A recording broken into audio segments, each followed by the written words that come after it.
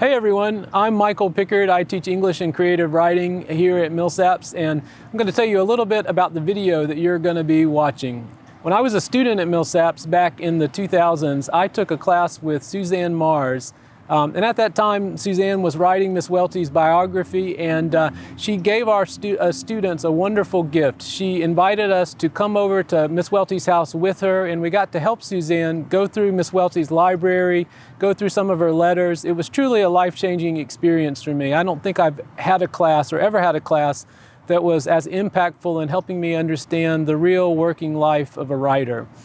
And so when I came back to Millsaps and started doing some work on Welty myself, it was a great pleasure for me to reconnect with Suzanne and to begin working alongside her as a colleague and not just as a student. And so last summer we had a chance to co-teach a class on Miss Welty together. And as part of that class, we really wanted to give students a sense of the Welty house, what it looked like, enable them to take a tour with us, as it were, even though because of COVID guidelines, of course, we couldn't actually tour the house together.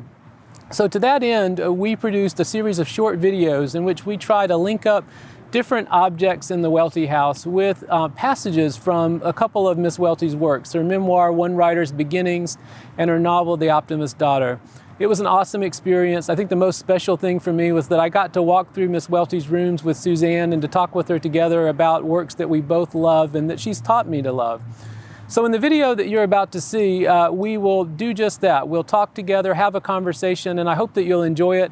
I think Miss Welty would encourage you, if you were so inclined, to pour yourself a glass of Maker's Mark and sit back and enjoy the show. Thanks very much.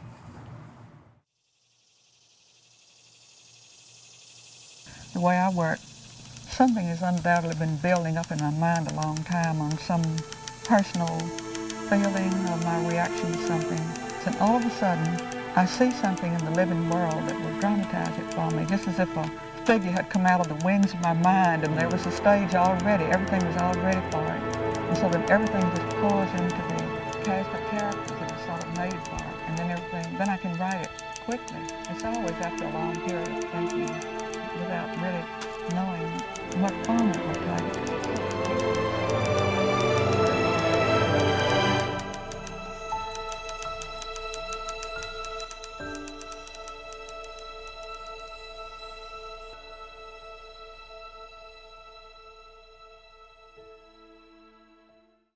Well, Michael, here we are in Eudora's room, a room that she was given, she says, as the oldest child and the only girl. And it is really a wonderful room. It's both bedroom and study. And it was hers from the day they moved here in 1925 until the day she died in 2001.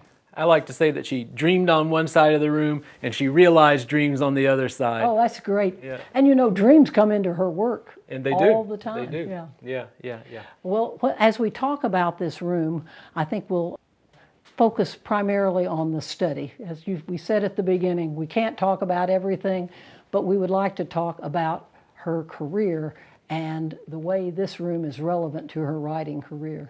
I would say this would be an especially important room to go over the tour documents that we will provide you with. The house tour has a wealth of information about this space, and we are going to hit a lot of the highlights here, but there are just things that won't fit within the scope of the time that we have together. That's right. Yeah. Well, should we start with this mantle and the artwork on the mantle? Let's do it.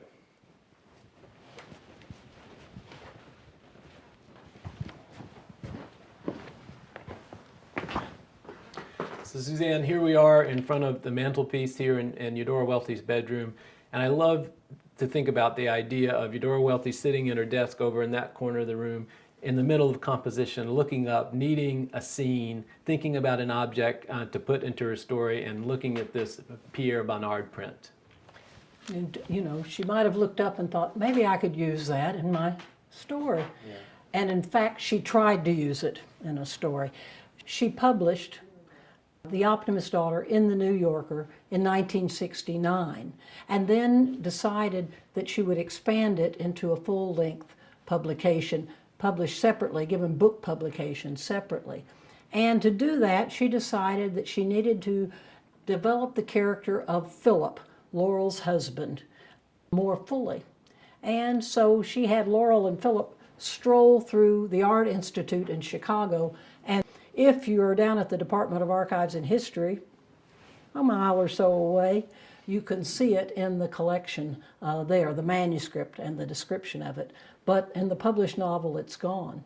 I should add also that she did include some information that helps develop the Philip and Laurel relationship, inspired by Ross MacDonald, who asked who she had told about a memory of the Ohio and Mississippi rivers converging and seeing it from a high railroad bridge. And he said to her, couldn't you work that into a novel? And of course, she did in The Optimist Daughter, and we'll read that later. What a great suggestion. I'm glad she took it. And I'm thinking too about this mantelpiece, and I'm recalling that downstairs, Suzanne, as you may remember, we talked about a couple of friends who were very important in Eudora Welty's personal but also her professional life. And in many ways, the most important of those friends, we might say, was her agent, Dermot Russell. And Dermot Russell is the connection to the other items on this mantelpiece that you might tell us a little bit about. He is, and I also think that the items on this mantelpiece in some ways are connected to the story you told downstairs about Eudora as a student at the University of Wisconsin, reading Yeats in the library and going out into feeling she was going out into the world of the poem. Mm-hmm. Well, when she was reading Yeats at the University of Wisconsin, she was also reading the Irish writer A.E., and she A.E.'s works. And then when she found an agent in 1940, that agent was named Dermot Russell, and a miracle. Dermot Russell was the son of George William Russell, A.E. A.E. was the pseudonym for George William Russell.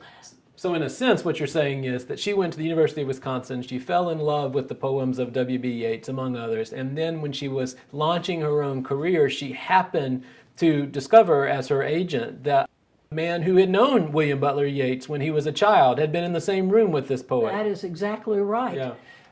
It seems a kind of mystical connection, doesn't it?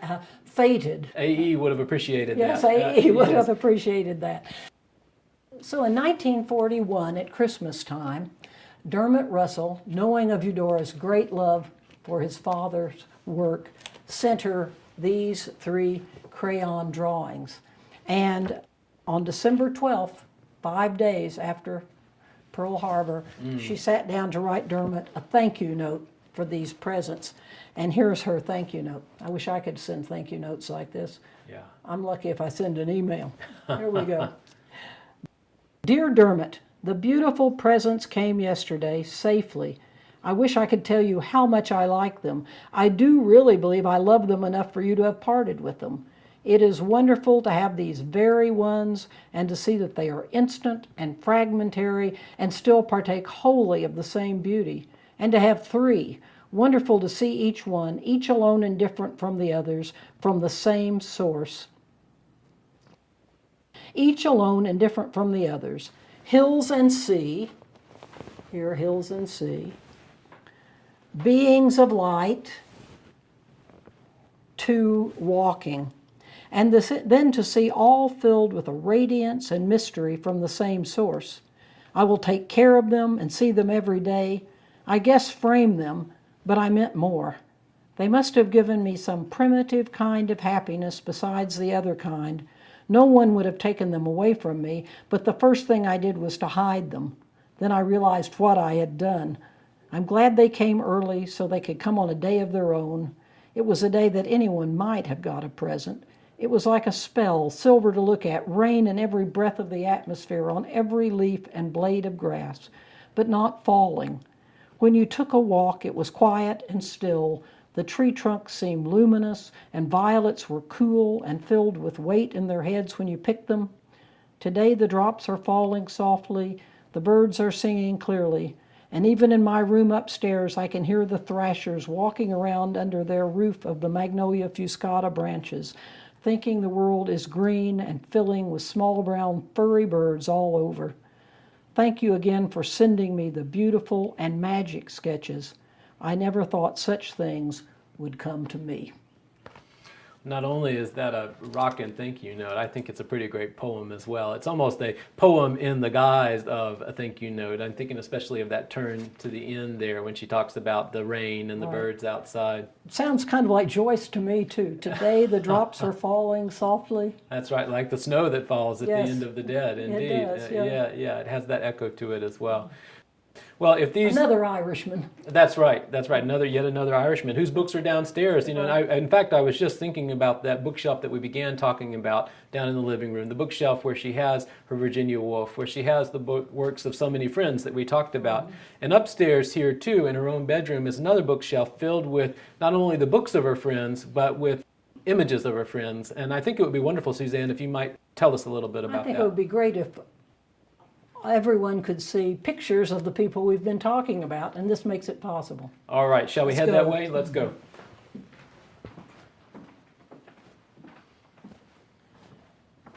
Well, Michael, this is a really special place for Eudora Welty because of the books on the shelves and because of the photos on top of the shelves. And let's just start by looking at some of these photographs, because we talked about her community of friends, of literary friendships that nourished her career, and here you see her paying tribute to those friendships. So we have a picture of Catherine Ann Porter, a very young and beautiful Catherine Ann Porter, Inscribed, I might add. inscribed on Eudora Welty Day, 1973, in Mississippi, and an elderly Catherine Ann Porter at the other end of the bookshelf. Here are Reynolds Price and Charlotte Capers that we talked about downstairs. Over at Vicksburg, overlooking the river, Mary Lou Aswell, whose a friend Agnes Sims did the painting over the mantel in the living room. Elizabeth Bowen, a great friend who lived in Ireland. Eudora took this photograph of her in Ireland. William and Emily Maxwell, the editor of The Optimist Daughter at the New Yorker and of many Welty stories. E.M. Forster in his rooms at King's College, Cambridge. Eudora Welty and Ross MacDonald, Kenneth Miller, his real name, in 1975, I think, at Santa Barbara, at the Santa Barbara Writers Conference. So these people were really important to her in terms of their friendship and in terms of her writing, and she honors them, keeping their images near her workspace. I was going to say that would be a very warm and happy way to start writing, is to feel like you're in the company of your friends. And so even when you encounter a difficult moment as you're trying to push a plot forward, all you have to do is look up and see how many wonderful and talented friends have supported your work. And some of these friends she trusted first drafts with, right. including the first drafts of The Optimist Daughter, Mary Lou Aswell, Reynolds Price, William Maxwell.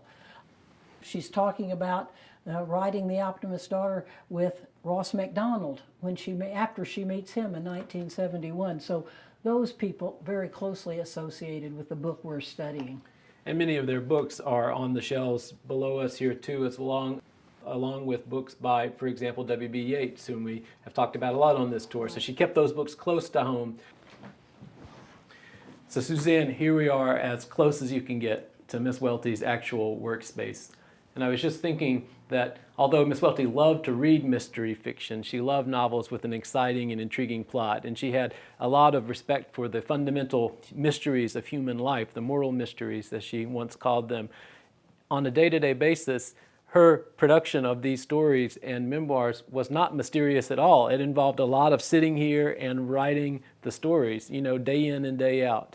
Writing and rewriting. Writing and rewriting. Now, this desk is not the desk Eudora Welty worked on for most of her career. That desk is in Mrs. Welty's room across the hall. This one she purchased probably in 1975. So this is the desk where she did write One Writer's Beginnings, but not the desk where she wrote The Optimist Daughter. Right. But whatever the desk she used, you can see a good bit about her composition process here, that she took notes on anything that came to hand, a grocery receipt, the back of a checkbook, a piece of notebook paper, and then she would pull it together, type a draft of a story, cut it up, pin it back together, type another draft, and she used a typewriter. And here we have the electric typewriter that she used to write One Writer's Beginnings. She didn't really like the electric typewriter when she first got it. She said it's like it's humming, waiting on you. And she made a lot of mistakes because it requires such a light touch. That's right, yeah. But she did come to love her electric typewriter. And you notice how it's placed so that she could look out into the outside world, that secret sharer of her inner life. Yes. And then, but also can focus back on her room. Sometimes when she got the electric typewriter, it faced that direction. When she had a manual typewriter, the typewriter would face this direction, where she would be looking at her friends. The pantheon of writers on her shelves. Yes. And she must have also, Suzanne, wouldn't you think, answered correspondence from these friends at this desk? She was a tremendous letter writer.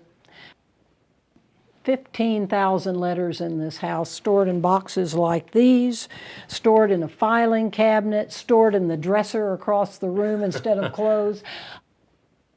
Wonderful correspondence, and stored in the plantation desk, which is so important in The Optimist Daughter. So it's a key symbol in that work, and I think we need to spend some time with it. Shall we do that now? Let's do that. Okay. We're going to take that.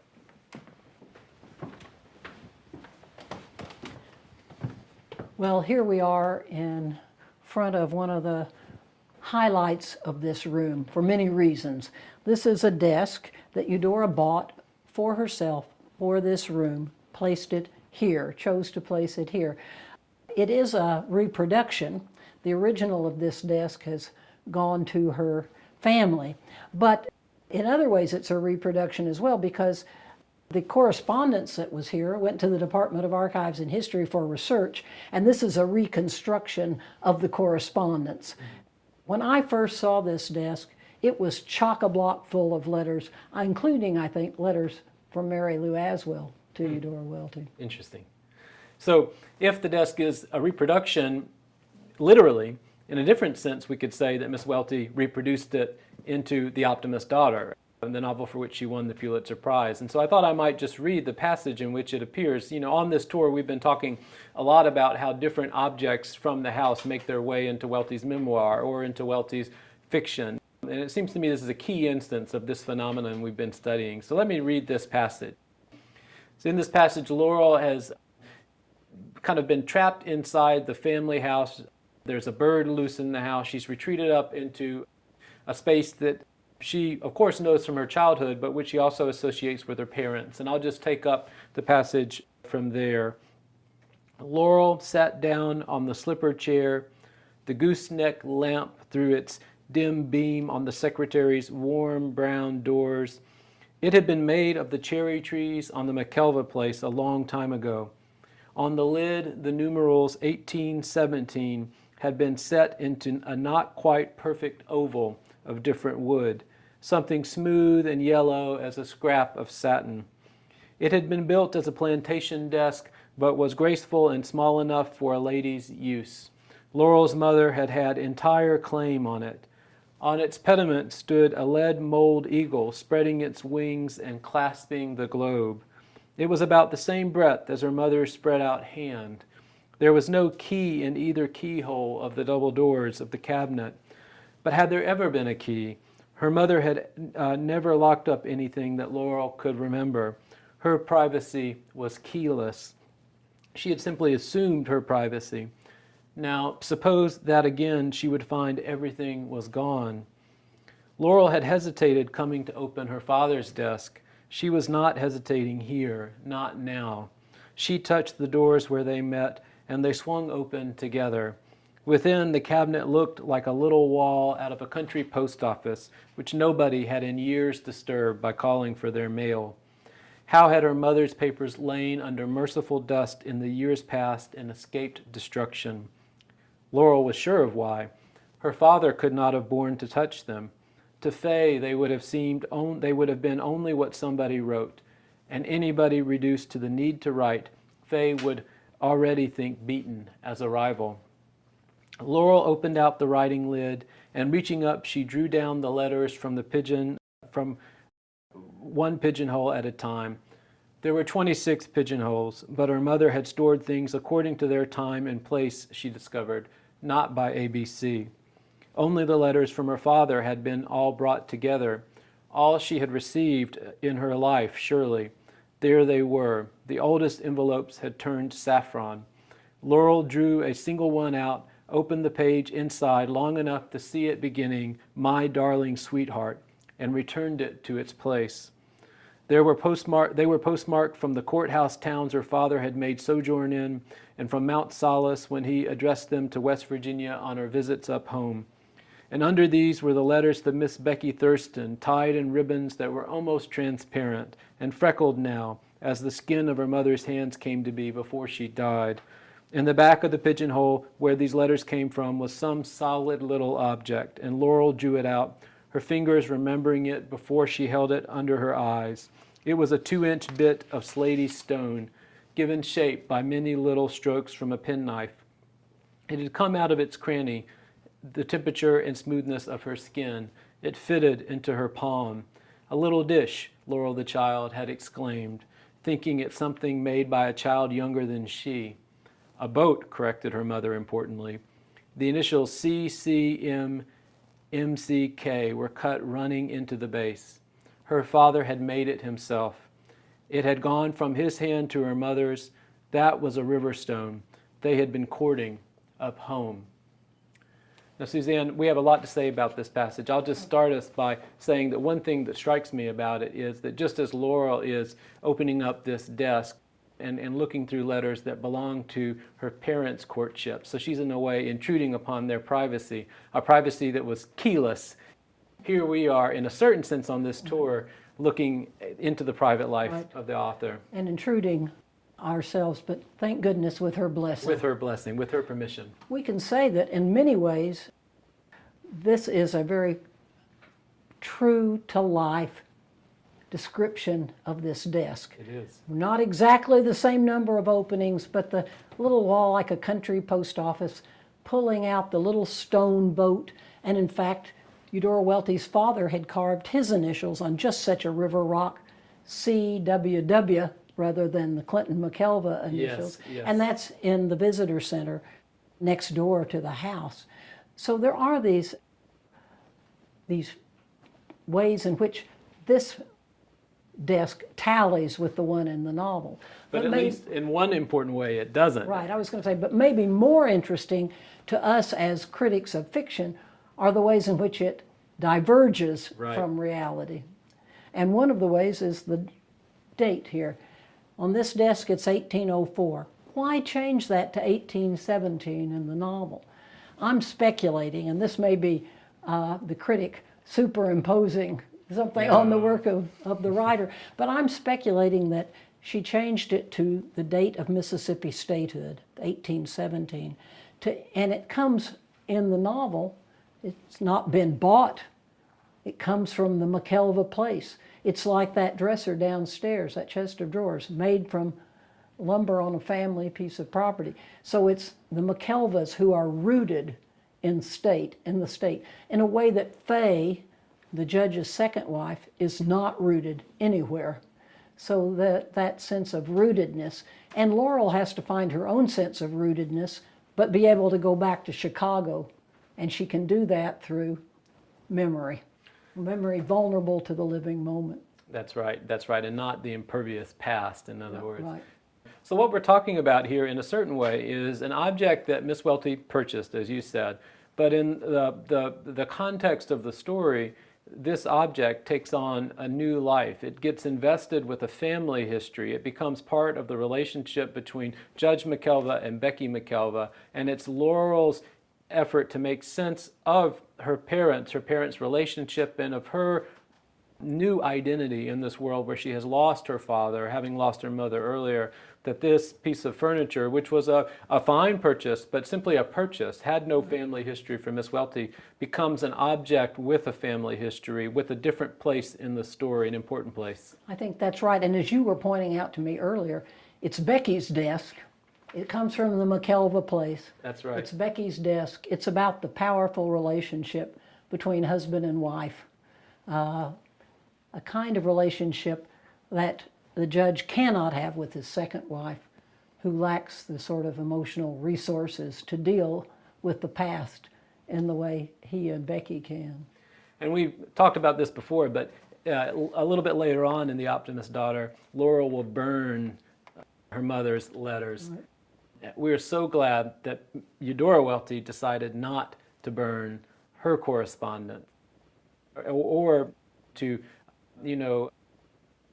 get rid of her possessions in a way that would not make them available today. It's because, in a way, she imagined for herself an alternative future from the future that she gives to Laurel that we can be here studying today. Yes, thank goodness. Now, those letters are all part of the Mississippi Department of Archives and History archives collection, including two letters that we talked about earlier, the Joseph Cornell letter and the E.M. Forster letter.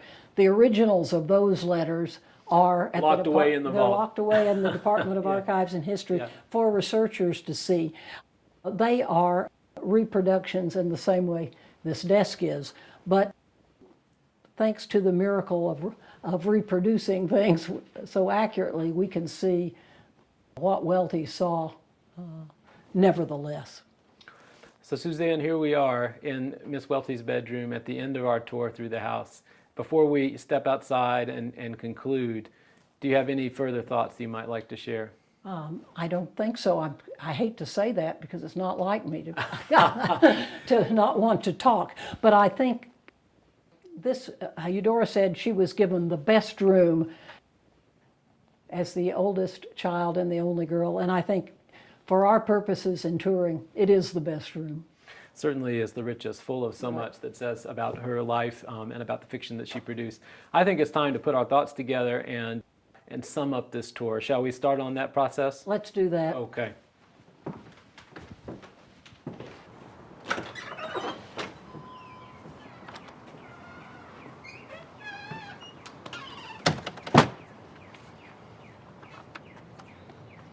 Well, Suzanne, Henry James, a writer that Eudora Welty loved, whose work she admired, once said, "The house of fiction has not one window, but a million." And even as Eudora Welty's fiction has pierced its own windows out onto the world, even as they've shown Miss Welty's insights into the world that we share together, so I think we've tried on this tour to open some windows of our own, not only onto her stories and the memoir that she wrote, but also onto the House Museum, the Eudora Welty House and Garden Museum, where, as I think we've shown, there is a representation of the author's life that can help us better understand her stories. It seems to me that what we've been able to do on this tour has been to show that there are objects that the writer transforms. There are stories that she retells and transforms in her narratives for the purposes of the different stories that she's writing about. So she takes objects from her house and she transforms them into new contexts in the writing of a novel like The Optimist Daughter. And I think that if you come to her fiction with that awareness, if you've come to the house and you've studied the objects here, if you've taken the tour, if you've read your biography, then when you return to Eudora Welty's fiction, you will have the benefit of seeing almost a third dimension in the stories that you're reading. You'll be able to read the stories for themselves and to take all the pleasure in them that you receive just as stories, but you'll also be able to see how different objects and different stories that are part of the narrative of The Optimist Daughter, for example, have an extra life in Eudora Welty's own biography. I think we've also seen some ways in which the Eudora Welty House and Garden Museum is itself a representation of Miss Welty's life. And we've studied some of the ways that Miss Welty contributed to that representation through, for example, those beautiful paintings that she commissioned of her parents from Mildred Wolfe. So we've looked at the way that Miss Welty has transformed some of the objects of her daily life into her fiction. We've looked at the sort of third dimension that you acquire from reading her works in light of this context, and we've thought a little bit about the House Museum as itself a representation of Miss Welty's life. I hope that all of you who've taken the tour with us have experienced a kind of confluence, a term Eudora Welty loved, confluence. And what I think we've tried to do is bring you an experience of the confluence of life and art, of memory and imagination, of house and text. And the term confluence is one that she uses in one writer's beginnings, and it's one that she also uses in The Optimist Daughter. Let me read that passage for you. Please do. This describes Laurel and Philip on their wedding journey as they come from Chicago down to Mississippi on the train, and as they pass the point where the Ohio and the Mississippi rivers merge. They were looking down from a great elevation. They're on a big high railroad bridge. They were looking down from a great elevation, and all they saw was at the point of coming together. The bare trees marching in from the horizon, the rivers moving into one, and as he touched her arm, she looked up with him and saw the long, ragged, pencil-faint line of birds within the crystal of the zenith, flying in a V of their own, following the same course down. All they could see was sky, water, birds, light, and confluence. It was the whole morning world. The confluence there. Welty uses this description of confluence to represent, to symbolize really, the nature of the human memory. But I think it could also represent the experience of all of us who read her work, or of readers more generally. The confluence of that we bring with our imagination to a written text, merging that text with the artifacts that help to inspire it. And this conversation, too, Suzanne, has been its own confluence. My conversation with Eudora Welty started 15 years ago when I was your student, and I am so enjoying the chance to continue it with you on this tour. And so thank you. I've enjoyed our part of the confluence. And it's also been a confluence of efforts on the part of Millsaps College, the Eudora Welty Foundation, and the Mississippi Department of Archives and History, and the Eudora Welty House as a subset of the Mississippi Department of Archives and History. And we're glad that we've had that confluence as well. So grateful to the MDAH for being such a wonderful steward of this space, making it available to generations of visitors to come. So Suzanne, I think we still, even though we spend a lot of time talking together, we still have more conversation to make. I think the side porch might be more comfortable, shadier, and we can sit down. Let's head that way.